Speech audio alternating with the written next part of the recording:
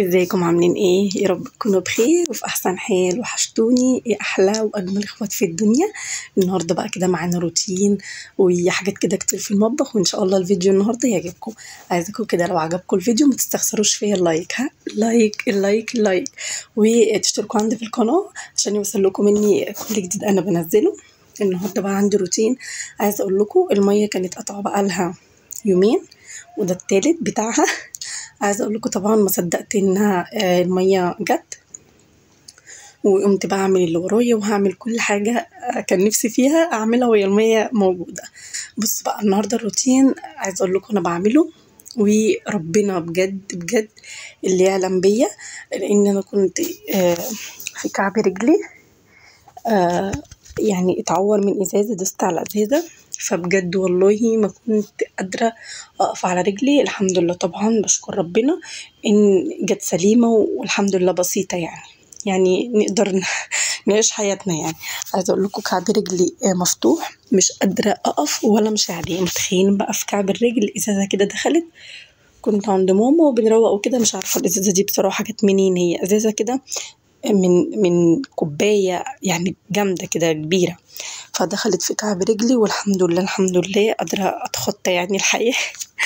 هي تعباني بس ازاي بقى لازم أقوم أعمل اللي ورايا وأعمل أكلي وأعمل كل حاجة. هنا المايك كانت قطع بقى لها يومين وما صدقت تيجي، وكنت تعبانة فقلت لا مش مشكلة، أنا مش هينفع أسيب أكتر من كده المواعين، لأن هي كتير كتير قوي يعني.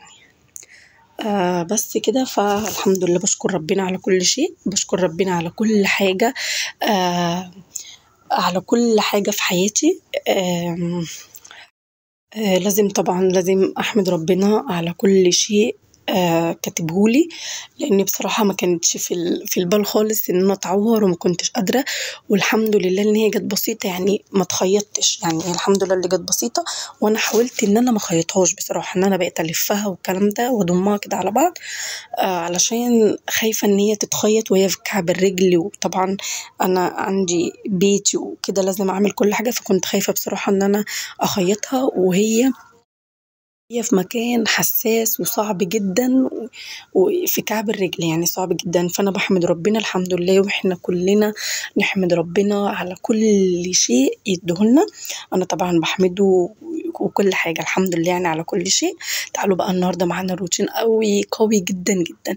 كان عندي المواعين زي ما انتم شايفين، قلت أقوم أخلصها. بصوا أنا هنا بعمل بجد والله واقفة على رجل، والرجل يعني واقفة على رجل واحدة والرجل التانية واقفة على طراطيف صوابعي، لاني بجد ما كنتش قادره اقف عليها. بصوا حتى انا ساندة على الحوض عشان رجلي اليمين وجعتني من كتر الوقف عليها، اللي متعوره الرجل الشمال. فكنت واقفه على رجل واحده، وكنت بصوا حاطه حملي كله على الحوض. بس كده، فالحمد لله على كل شيء يعني. اي حاجه ربنا يجيبها نحمد ربنا عليها. يلا بقى نصلي على النبي اللهم صل وسلم وبارك عليك يا حبيبي يا رسول الله.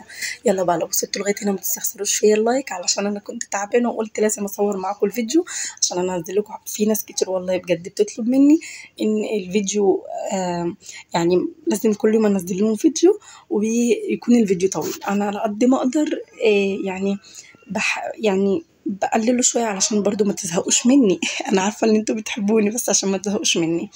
هنا طبعا كنت عاملة أكلة حلوة جدا، وإن شاء الله أنزلها لكم. جميلة جدا، البصارة. سارة عملت بصارة. عايزة أقول لكم كنت عاملة طعم.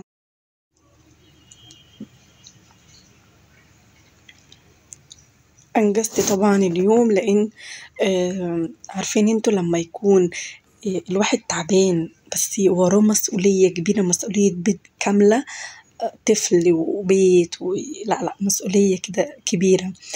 طبعا لازم نقوم نعملها. طبعا الأمهات دي بجد والله فعلا لها الجنة. عارفين أنا عرفت النهاردة ليه العريس لما بيجي يتقدم يقول أنا بطلب إيد بنتك يا حاج؟ أقول لكم ليه؟ إيد بنته هي جميلة بايشة في المية. إيد بنته هي جميلة مهما أكون تعبانة ولا فيها أي حاجة، هي دي الإيد الجميلة اللي إيه بيطلبها. طبعا ترويق وغسيل ومسح وكل حاجة وأكل وبس وكل حاجة في الدنيا، هي دي إيد بنته، هي دي إيد بنته يا ولاد. شايفين؟ عايزة أقول لكم هنا طبعا حسيت بقى إيه لا لا الأم فاهمين اللي هو إيه. طبعا عند ماما أنا لو كنت تعبانة ما كنتش هقوم يعني لو ما كنتش متجوزة أنا ما كنتش أقوم من مكاني بقى، أقعد 20 يوم على الواقعة اللي أنا وقعت على الإيه، على التعويرة اللي أنا اتعورتها، هاقعد طبعًا 20، 30 يوم أفضل على رجلهم في الشقة عشان ما أعملش حاجة. لكن هنا أهو بس ده النهارده كده كان تاني يوم، كنت عند ماما ورجعت قعدت يومين طبعًا المَيّة قطع، فده كان تالت يوم. قُمت طبعًا زي ما أنتم شايفين عملت كل حاجة ورايا. لو عند أمي بقى مش هاعمل حاجة ليه، هافضل بقى قاعدة أتّكل بقى على اخواتي، أقول لأمي أصل مش قادرة النهارده أعمل حاجة، ممكن تعملي المواعين، ممكن تغسلي، ممكن تعملي، فاهمين أنتم طبعًا، أيوه فاهمين. بس كده أخلّص كده أخلّص بقى باقي المواعين، عملت المواعين وعملت صبّنت التواليت وعملت إيه تاني، وعملت أكل وعملت لهم كيكة، كانوا عايزين ياكلوا كيكة فعملت لهم كيكة. أنا إيه اللي خلّاني أحط الحلة دي هنا كده، إيه الغباء بتاعي ده، بس كنت نزلتها. المهم يعني خلاص كده خلصنا من المواعين، وده كان هَم وانزاح من على قلبي إن المَيّة مبهدلانا بجد هنا، حاجة بصراحة تخنق يعني. تعالوا بقى هنا نعمل إيه، قُلت أدلّعهم كده وأنا برجل ورجل قُلت أدلّعهم وأورّيهم إن أنا إيه، أم مثالية، أم مثالية يا ولاد. قُمت عاملة بقى إيه، عملت لهم كده صينية كيكة حلوة جدًا، بُصّوا عاملاها لهم في الcup cake وهاضبّطهم. معايا هنا بقى إيه، نُص كيلو دقيق وحطيت عليه كيس baking powder ورشة ملح صغيرة كده. عايزة أقول لكم أنا عملت المواعين وعملت الكلام ده وأكل كمان، مش متخيلين؟ لأ أنا هاقول لكم أنا إيه، بُصّوا بقى هنا حطيت كده بيضة وهاحط عليها كوباية ونُص من اللبن، أنا هاحط لبن تاني، هاحتاج لبن تاني فبصراحة هاحط نُص كوباية، يعني النُص كيلو دقيق خَد معايا كوباية ونُص من اللبن وبيضاية، وحطيت نُص كوباية زيت، زيت يكون يعني يكون نوعه حلو عشان يطعم لِك، لو عندِك زبدة حطي زبدة، أنا قُلت بصراحة أنا عايزاها تكون خفيفة، خفيفة يعني فاهمين؟ بس كده حطيت هنا كده كل المكونات دي على بعض، مش هاحط أي حاجة تانية عليهم. لو عندِك فانيليا ضيفي فانيليا، أنا نسيت الفانيليا، أنا عندي بس نسيتها. هاضرب بقى إيه، أنا هنا كنت نسيت السكر، هاحط كوباية من السكر، لو عايزة تزودي، لكن أنا مش باحب الحاجات مسكرة أوي. بُصّوا بقى المعلقتين الخل دول بيدّوا طعم حلو أوي للكيكة، بيخلّوها تبقى هشة كده ومش مش مكتومة، لأ بيخلّوها هشة، هاوريكم دلوقتي لمّا أعملها. حطيت هنا كمان كوباية من السكر، وخلاص كده هابدأ بقى أضرب الخليط ده كويس جدًا علشان السكر يتطحن كويس. ليه لازم السكر يتطحن كويس؟ علشان بُصّوا هنا كنت هاتسلى وباكل مصاصة بقى، عايزة أضيّع الفراغ اللي أنا فيه وإيه وأفوق كده من التعب اللي أنا فيه. خلاص كده قلّبت البيكنج باودر على الدقيق، هانقص نُص في نُص، ليه؟ لإن أنا إيه، نُص هاعمله بالكاكاو ونُص تكون كيكة تكون بيضا، فاهمين قصدي إزاي؟ فاهمين قصدي طبعًا. يا لولي، يا لولي، يا لولي، شيلي إيدِك يا كلبة. حطيت بُصّوا هي بتحسب الدقيق سُكّر عشان هي بتحب السُكّر، فراحت حاطة المصاصة فيه.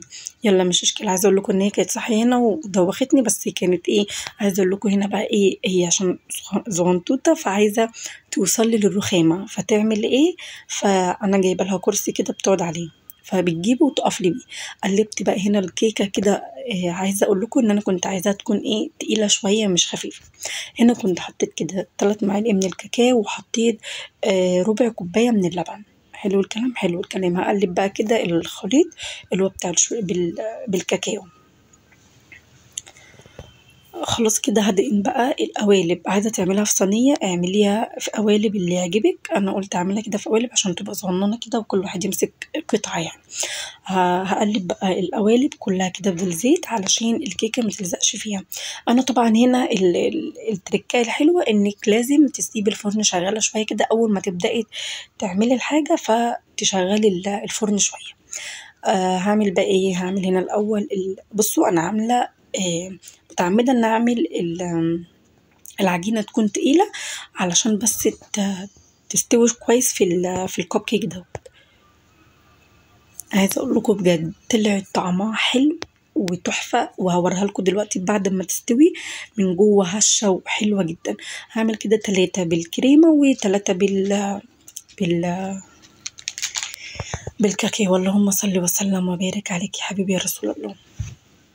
هنا بقى أقول لكم حاجة، في الcup cake ديّة تحطي اللي هي معلقة وربع، أنا حطيت في اللي هي الغامقة معلقة وربع، في اللي هي بالكريمة حطيت معلقتين، فطلعت عالية شوية عن الكب كيك. بس كده خلاص هبدأ بقى كده، خلاص خلصت. عايزة اقول لكم طلعت طعمها تحفة. يلا بقى دخليها على الفرن. يا عسل يا عسل. انا طبعا كنت مولعة الفرن. هنا طبعا دهنا القالب ده زيت. هعمل بقى ايه كيكة كده ايه بالشوكولاتة بالكريمة على بعض. عايزة اقول لكم كان طعمها حلو، وجربوها ان شاء الله تعجبكم. بصوا هحط معلقة من دي ومعلقة من دي يا لولي يا لولي شيلي ايدك. هي كانت صاحية كانت صاحية وانا بعمل بتضحك عليها حنون. كانت صاحية وانا بعمل الكيكة، بس كانت دلوقتي نايمة وانا بمنتج. انت ما نمتش ليه؟ انا نايم. تنامي ايه الساعة؟ عارفة الساعة كام؟ انا من امتى قايله لك نامي؟ بقالي كتير. طب ما تقومي تنامي. حاضر. انا ما بعملش حاجة، انا همنتج الفيديو واخش انام. لا. ظبطت كده قلت ايه اخترع لهم اختراع ايه، ان انا اعمل لهم تايجر يعني، او كيكة التايجر.